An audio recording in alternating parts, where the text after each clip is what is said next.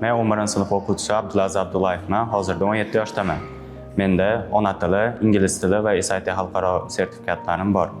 Ular menga o'zim istagan o'qishlarda 100% grant asosida o'qishga kirishimga yordam berdi va hozirda muddatida oldin talaba bo'ldim.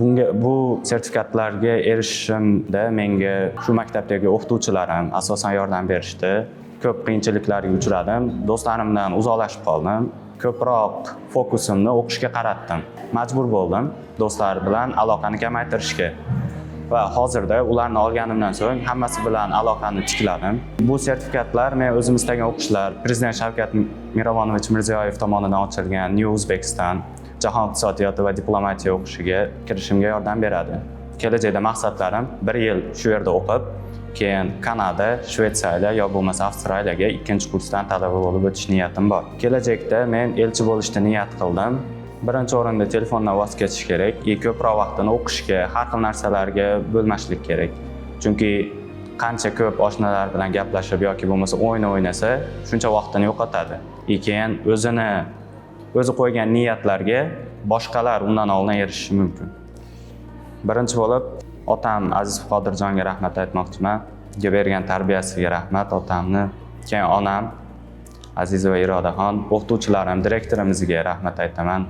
Akrom domlaga, Dildor ustozim, keyin o'zimizni Gulmira ustozimiz, barcha o'qituvchilar bizga yaxshi sharoitlar qilib berdi. Bilmadim boshqa maktablarda bunaqa sharoit bormi yo'qmi, lekin bizda yaxshi sharoitlar bor. O'zimizga qaysi fan kerakli bo'lsa, shu fanga ko'proq fokus qaratishimizga yordam berishdi.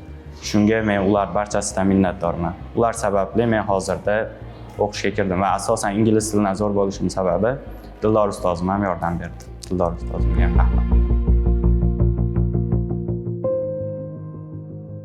Men Abduvaliyeva Marjonaxon Ergashali qizi. Hozirda 11-B sinf o'quvchisiman. Ayni damda muddatidan avval 189 ballni qo'lga kiritib, talaba bo'lish baxtiga muyassar bo'ldim. Albatta, har bir yosh insonlar yoshlik chog'idan o'ziga kasb tanlaydi.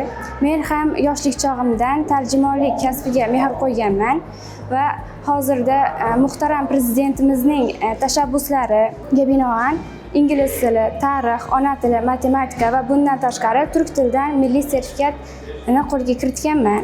Bu albatta menga osonlik qilmagan. Mening ortimda ustozlarimning, ota-onamning mehnati juda katta. Shuning uchun men eng avvalo prezidentimizga minnatdorlik bildiraman.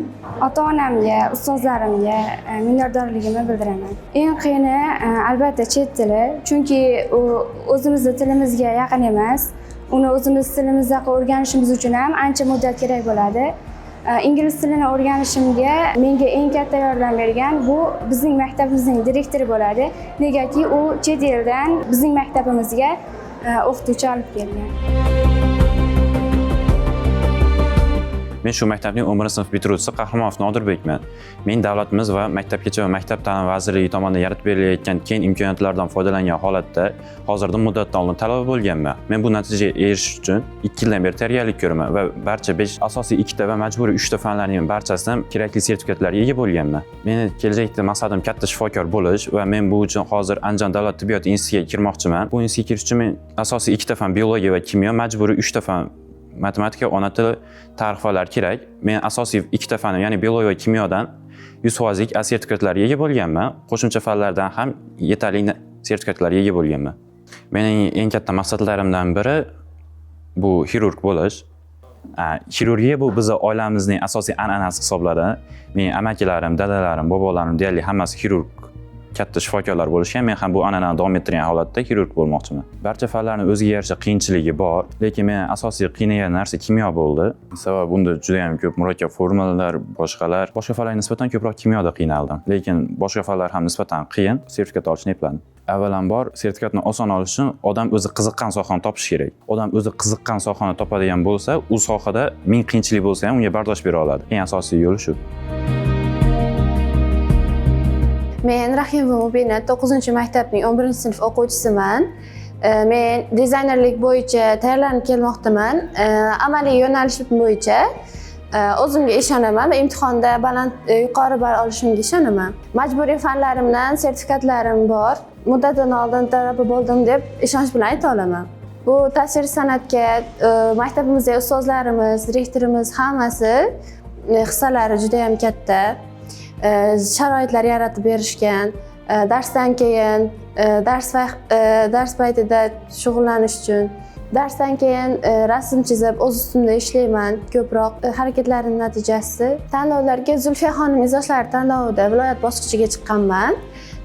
Keyin 14-yanvar Vatan himoyachilari kuni munosabati bilan o'tkazilgan onlayn ko'rik tanlovda respublikada 2-chi o'rinda olganman. Dizaynerlik bo'yicha tuman bosqichida 1-o'rinda olganman.